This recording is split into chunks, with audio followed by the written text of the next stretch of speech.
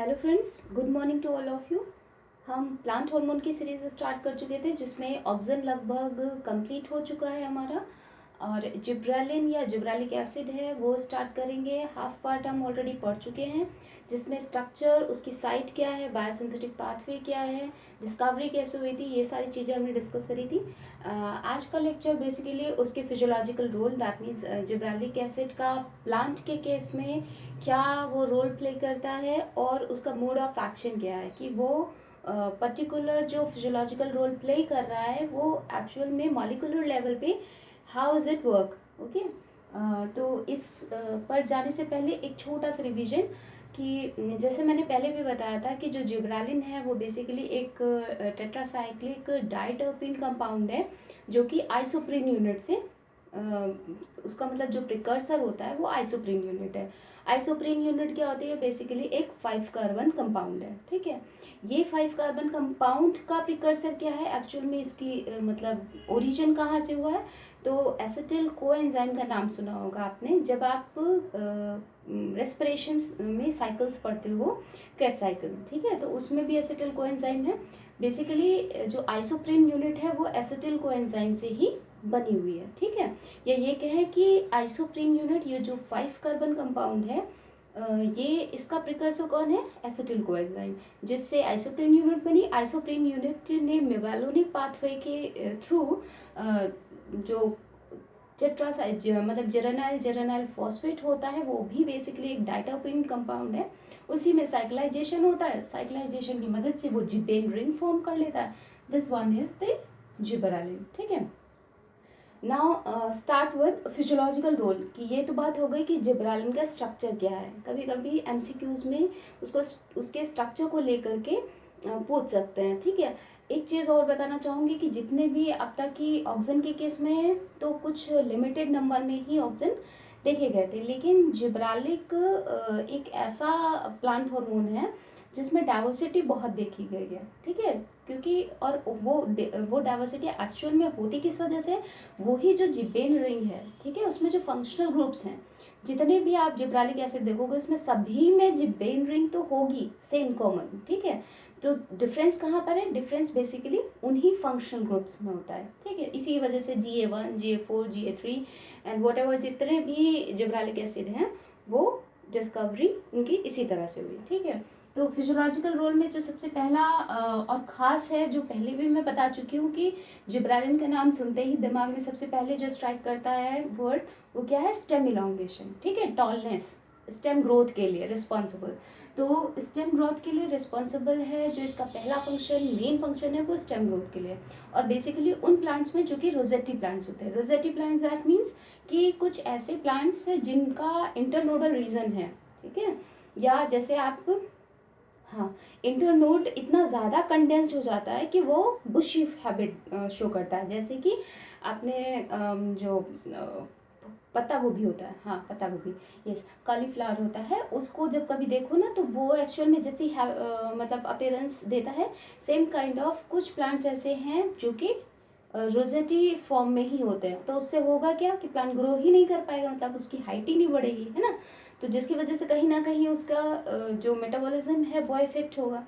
तो इस तरह से जिब्रालिन का स्प्रे देने से उसकी ग्रोथ होने लगती है। ठीक है, टॉलनेस बढ़ने लगेगी। क्यों? क्योंकि इसका मेन मेन काम क्या है कि ये एक तो इंटरनोडल रीजन में सिंथेसाइज होना, और इंटरनोड का जो इलांगेशन है, स्टेम का इलांगेशन है, उसके लिए जिब्रालिन रिस्पॉन्सिबल होता है। ठीक है, तो एक तो हो गया कि रोजेटी प्लांट्स जो होते हैं उसमें एक मेन प्लेयर या मेन फिजियोलॉजिकल रोल जिब्रालिन का देखा गया। Second one is the transition from juvenile to reproductive stage. ठीक है, मतलब कि आपने ये देखा होगा कि समटाइम्स प्लांट एकदम से तो फ्लावरिंग शो नहीं करने लगते हैं, है ना। कुछ समय के टाइम ड्यूरेशन के लिए, टाइम पीरियड के लिए वो वेजिटेटिव ही रहता है ना।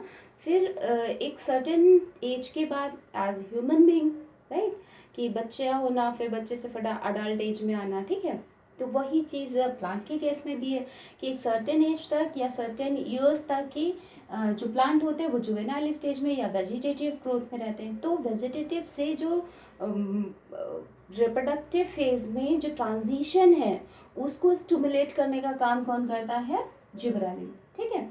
द नेक्स्ट वन, तो इस तरह से कह सकते हैं कि ट्रांजिशन फेज में कौन एक मेन प्लेयर की तरह काम करता है, जीए, ठीक है। The next one is, sorry third numbering गलत हो गई है, डोंट टेक अदरवाइज। हाँ, नाउ जो थर्ड वन है वो फ्लोरल इनिशिएशन। जब मैं फ्लावरिंग पढ़ा रही थी तभी भी मैंने बताया था कि जो कैस्केडिंग जब बता रही थी तो उसमें कांस्टेंट के साथ में बताया था कि वो टेम्परेचर से अफेक्टेड होता है, कांस्टेंट जो प्रोटीन होती है, और फोटो पीरियड से। And the third one is GA, this the which is जिब्रालिक acid, ठीक है। जिब्रालिक एसिड का फ्लोरल इनिशिएशन में या फिर कह के फ्लावरिंग में बहुत महत्वपूर्ण रोल है, ठीक है। नाउ और सेक्स डिटर्मिनेशन में, सेक्स डिटर्मिनेशन में क्यों कह रहे हैं, क्योंकि समटाइम्स जो एक्सपेरिमेंट्स किए गए, ठीक है, उसमें ये देखा गया कि कुछ ऐसी फैमिलीज़ हैं जिनके मेल फ्लावर्स पे अगर मेल फ्लावर को फीमेल में कन्वर्ट किया जा सकता था या फीमेल फ्लावर को मेल में कन्वर्ट किया जा सकता था ऑन द बेसिस ऑफ, मतलब कि किस बेसिस पे, जब हम उसको जिब्रालिक एसिड के मतलब जिब्रालिक एसिड का जब उसे स्प्रे किया जाता है, ठीक है, स्प्रे दिया जाता था, तो समटाइम्स ये भी देखा गया। तो इससे ये अंदाज़ा लगाया गया कि अंदाज़ा क्या, फिर बाद में एक्सपेरिमेंट हुए और ये कैलकुलेट होकर के ये बात सामने आई, कंक्लूजन ये सामने आया कि जो जिब्रालिन है वो सेक्स डिटर्मिनेशन में भी एक क्रूशियल रोल प्ले करता है, ठीक है। Now next one is promotion of, हाँ, promote seed germination. Seed germination में भी याद होगा जब मैंने वो सीड जर्मिनेशन वाला लेक्चर बताया था तो वो बाकायदा मैंने वो साइकिल बताई थी कि कैसे जिब्रालिन रिसेप्टर से ऐड करता है, उसके बाद न्यूक्लियस में मूव करके जाता है एक ट्रांसक्रिप्शन फैक्टर, और उसके बाद फिर वो अल्फा एमाइलेज की सिंथेसिस को इनिशिएट कर देता है ना। वो बेसिकली ट्रांसक्रिप्शन फैक्टर कौन था, अगर याद हो आपको, GAMYB, ठीक है, एक ट्रांसक्रिप्शन फैक्टर होता है ये, इसके साथ मिल करके कौन, जिब्रालिक एसिड इसको एक्टिवेट करता है और ये जा करके अल्फा एमाइलेज की सिंथेसिस को इनहांस कर देता है, ठीक है। Next one is parthenocarpy, that means नाम ही आपको, मतलब फिनोमिना अगर बेसिकली देखा जाए तो सीडलेस फ्रूट्स के फॉर्मेशन के लिए पार्थिनोकार्पी यूज़ करते हैं, मतलब कि formation of fruits without fertilization, ठीक है, फर्टिलाइजेशन नहीं होता है जिसकी वजह से जो प्लांट्स होते हैं, जो फ्रूट्स बनते हैं वो सीडलेस होते हैं, ठीक है। तो उसमें भी जिब्रालिन रोल प्ले करता है, ठीक है। The next one is breaking of dormancy, yes it is important. ये तो नहीं कह सकते कि पूरा का पूरा डॉर्मेंसी, डोमेंट मतलब कि सीड डोमेंट फेज में जाएगा या डोमेंसी उसमें देखी जाएगी या फिर वो जर्मिनेट करेगा, ये अकेले जिब्रालिन पे तो नहीं, साथ में एक और दूसरा प्लांट हार्मोन है जिसे आपने पहले भी सुन रखा है, एब्सिसिक एसिड, स्ट्रेस हार्मोन बोलते हैं। इन दोनों के रेशियो पर डिपेंड करता है, ठीक है। एब्सिसिक एसिड एंड GA, इन दोनों का रेशियो क्या है, इस बात पे डिपेंड करेगा कि प्लांट को डोरमेंट फेज में जाना है या फिर जर्मिनेट करना है, ठीक। जैसे कि मान लीजिए, अगर सिंपल है, या तो रेशियो के फॉर्म में याद कर लो, या फिर सबसे सिंपल है आप ऐसे याद करो कि अगर किसी प्लांट में GA का अमाउंट ज़्यादा है, यानी कि जिब्रालिक एसिड ज़्यादा है, ठीक है, तो वो डोमेंसी ब्रेक कर देगा, राइट, यानी कि सीड जर्मिनेशन की तरफ बढ़ेगा। और अगर ABA का अमाउंट यानी एब्सिसिक एसिड का अमाउंट ज़्यादा है तो वो क्या करेगा, वो डोरमेंट फेज को प्रमोट करेगा, दैट मीन्स डोरमेंसी को प्रमोट करेगा, राइट।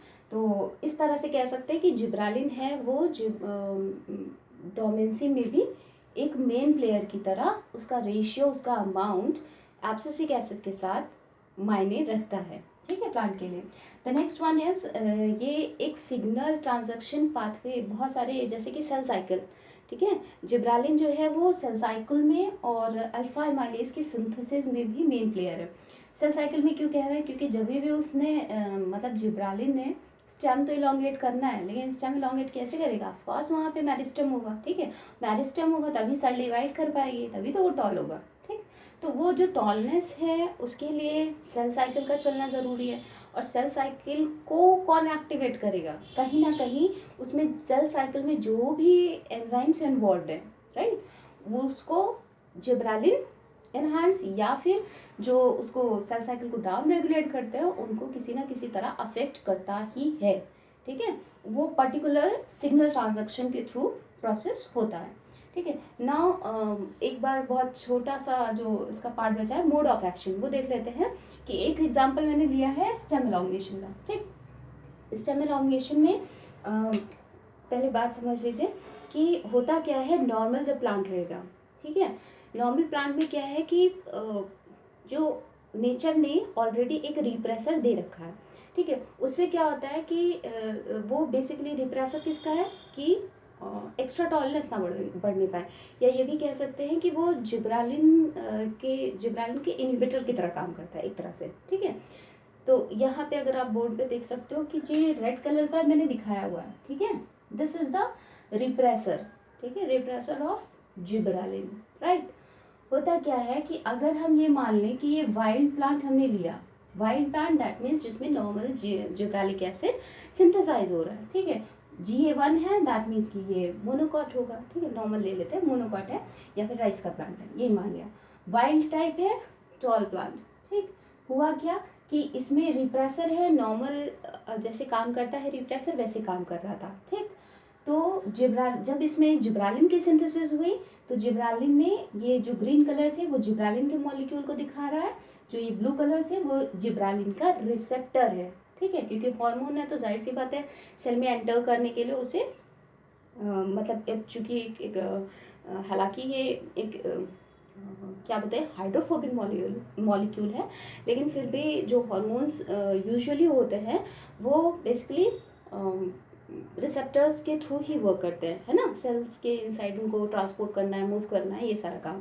तो होता क्या है कि जो जिब्रालिन है वो सबसे पहले रिसेप्टर से जाकर के बाइंड करेगा, और ये रिसेप्टर क्या करता है कि जो रिप्रेसर था, ठीक है, उससे जाकर के बाइंड कर जाता है, जिससे क्या हुआ कि रिप्रेसर अब इनएक्टिव फॉर्म में आ गया। ये देख रहे हैं यहाँ पे बाइंड करते हुए दिखाया ना कि रिप्रेसर इनएक्टिव हो गया, जिससे क्या हुआ कि अब ये जो अब तक की प्लांट की हाइट को या प्लांट की टॉलरेंस को जो इनहिबिट कर रहा था वो अब इनहिबिट नहीं कर पाएगा। तो उससे क्या हुआ कि प्लांट नॉर्मली ग्रो करा, और यानी कि हमें जो ऑफस्प्रिंग्स मिले वो कैसे मिलेंगे, टॉल। ठीक है, नेक्स्ट वन सेकेंड केस क्या लेते हैं, इसमें क्या हुआ कि जो जिब्रालिक एसिड था वो एक वाइल्ड टाइप डेफिशिएंट था। ठीक है, उसमें क्या किया, जो सेकंड केस लिया वो वाइल्ड टाइप डेफिशिएंट का मतलब यहाँ पे सिर्फ इतना है कि इसमें किसी तरह से जो जिब्रालिन की सिंथेसिस है उसी को रोक दिया गया। हुआ क्या उससे कि जब जिब्रालिन की सिंथेसिस को रोक दिया गया तो रिप्रेसर चाहे एक्टिव रहे चाहे इनएक्टिव रहे क्या फर्क पड़ उससे मतलब प्लांट की हाइट पे मतलब टॉल तो नहीं होने वाला। ठीक है, नॉर्मल ग्रोथ वो नहीं करेगा। होता क्या है देखिए कि GA की क्योंकि इन डेफिशिएंट है, ठीक है, GA डेफिशिएंट दैट मीन्स कि इसमें GA की सिंथेसिस नहीं हो रही है। उससे क्या हुआ कि जो ये रिप्रेसर है अब ना ही ये रिसेप्टर से बाइंड करेगा और ना ही रिसेप्टर और हार्मोन मिल करके रिप्रेसर से बाइंड करेंगे, तो हो गया क्या, रिप्रेसर ऑल टाइम एक्टिव रहेगा। ठीक है, एक्टिव रहने की वजह से क्या जो प्लांट होगा वो क्या हो जाएगा, डॉफ ही, जितनी भी ऑफ स्प्रिंग्स बनेंगी वो कैसी होंगी, डॉफिज्म शो करेंगी, राइट। थर्ड केस अगर हम ले लें उसमें क्या किया कि एक उसमें म्यूटेशन कराया गया और GA इनसेंसिटिव प्लांट उसको चूज किया गया। ठीक है, अपने एक्सपेरिमेंट के लिए। उसमें क्या हुआ कि जो GA इनसेंसिटिव का मतलब ये हुआ कि रिसेप्टर जो था इनसेंसिटिव कैसे बनाया गया कि रिसेप्टर के सीक्वेंसेस में कुछ चेंज आ गया। ठीक है, अभी तक ये देखिए यहाँ पर फर्स्ट केस में जैसे मैंने रेक्टेंगुलर शेप का दिखाया था, ये दिखाया था ना ब्लू कलर से, राइट, यहाँ पे उसके सीक्वेंसेस में चेंज आ गया, जिसकी वजह से हुआ क्या कि रिसेप्टर देखो यहाँ पे सर्कल फॉर्म में दिखाया, वो इसी वजह से क्योंकि इनसेंसिटिव कैसे, क्योंकि ये जिब्रालिन को ही सेंस नहीं कर पा रहा है, जिसकी वजह से जिब्रालिन रिसेप्टर से बाइंड ही नहीं करेगा। जब जिब्रालिन रिसेप्टर से बाइंड नहीं करेगा तो ये रिप्रेसर से जाकर के बाइंड नहीं कर पाएगा, कौन, जिब्रालिन। उससे क्या हुआ कि जब जिब्रालिन रिसेप्टर मतलब ये जो कॉम्प्लेक्स बना रहा था जिब्रालिन और रिसेप्टर मिल करके, वो ही तो रिप्रेसर को इनएक्टिव कर रहा था।